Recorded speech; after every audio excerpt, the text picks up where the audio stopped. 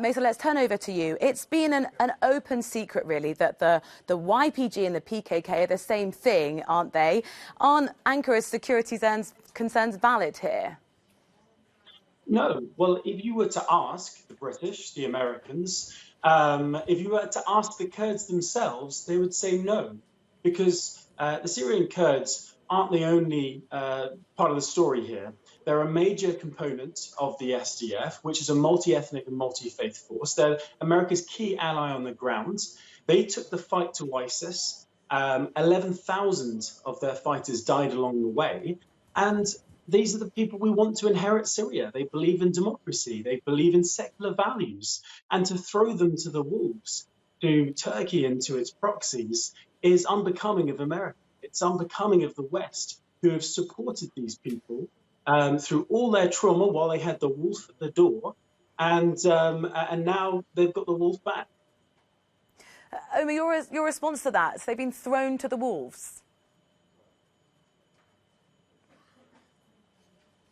Supporting democracy in Syria, because I know him and he's a radical leftist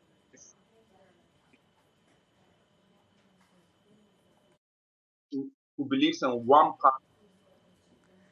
Sorry, we're still battling with your line. Apologies for this. We'll go back to you, Mesa. This relationship between the US and the Kurds, was it not inherently flawed from the start? Because Turkey was never going to let this group gather on the southern border, were they? Well, America needed a strategy in Syria. Syria has been a terrible case. It's a country torn apart by civil war. And ISIS were growing. They were cutting a bloody swathe throughout Syria and Iraq. And America decided if it wasn't going to put troops on the ground itself, it had to work with local people. And the people that they wanted to work with are the people who believed in democracy, who had feminism as its core component. So the relationship with the Kurds did grow naturally, but it was a relationship that grew and became incredibly successful. The Kurds themselves have never wanted a fight with Turkey. Turkey, from the very beginning of this conflict, has been funding opposition groups to Assad, many groups with links to jihadism. So Turkey has its own... Sorry, just to interject, do you really believe that Turkey was going to sit by and abide by this? It was inevitable, surely? Well, Turkey has its own aspirations in Syria.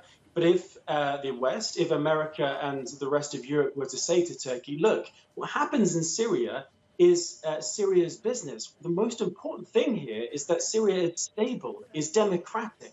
We want a Syria that's not ripped apart by the countries around them. At the end of the day, we had a chance. We had defeated the Islamic State. If we had only invested, and if we still do invest in the SDF and invest in Eastern Syria, we could actually show the world what a decentralized Syria could look like. But how does supporting a separatist group help defend Syria? But the Kurds aren't a separatist group. They believe in an ideology of democratic confederalism. In the UK, we would call it something along the lines of devolution max, whereby you decentralize the state and you give power to communities. That's why you've had so much of a buy-in from groups like the Syriac Christians, for example, because for the first time, they're a minority within a minority. They feel that they're genuinely represented in eastern Syria. So it's not just the Kurds who are going to suffer because of this invasion, it's the Christians as well. So I'm going to pause you there, Mesa, if that's OK, and go back to Omar. Hopefully we've got better comms with you now. One real concern is that instability now gives the chance for there to be a resurgence for ISIS. What's your response to that, particularly because many in the international community don't trust Turkey in this respect? First of all, let me explain a bit that the PKK has killed over 40,000 Turkish civilians over decades, and that the leader, Mazlum, he calls himself Mazlum Koban of the SDF, is responsible for terrorist attacks in Turkey even before the war in Syria broke out. He's a long-term PKK veteran. So therefore, it was inevitable that Turkey launched a military operation against these terrorists across the border and prevents a Marxist state being established as its neighbor. So Turkey will not accept a communist state across its southern border. And about the issue of ISIS terrorists, here I have to underline that the Turkish army is the only NATO army who have fought in active combat against ISIS terrorists and who has sacrificed its own soldiers to fight against the ISIS. And we have seen that over 3,000 ISIS terrorists have been killed by the Turkish armed force.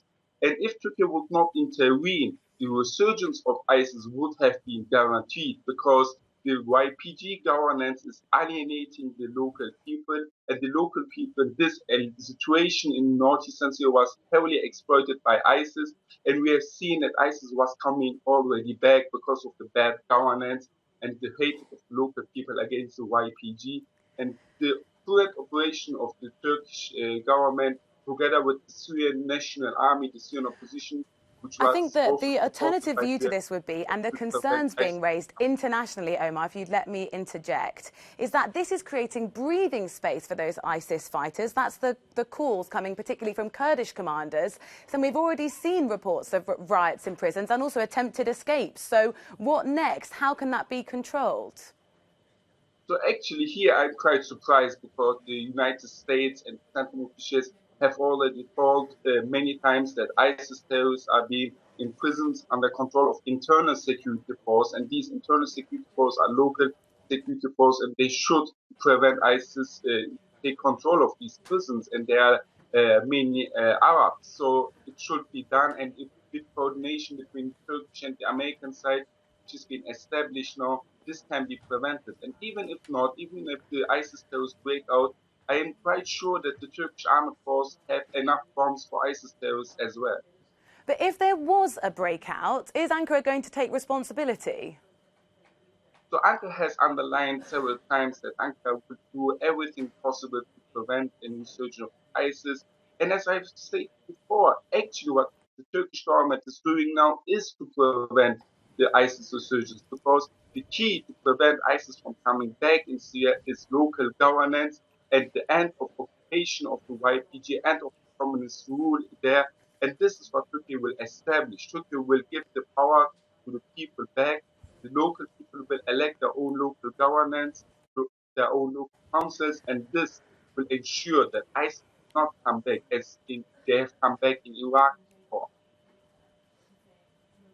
Final thought to you, Mesa. Listening to that, you've been on the ground 3 years fighting. Clearly, you had concerns enough to go out there. Are you now worried that this Turkish offensive is going to undo all of that work?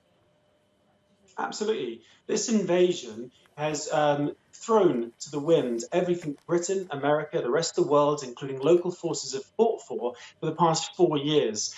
America's enemies are going to carve up everything that we fought for. From Deir ez-Zor in the south, around the oil fields, Assad and Iran will benefit, ISIS will take advantage, and now Turkey will take advantage in the north. They will have you believe that the Kurds are separatists. They'll have you believe that they're Marxists. But this is all white noise. It's just not true. Ask the Americans, the people like General Mattis, people like Brett McGurk, the top US diplomat in Syria, the former top US diplomat.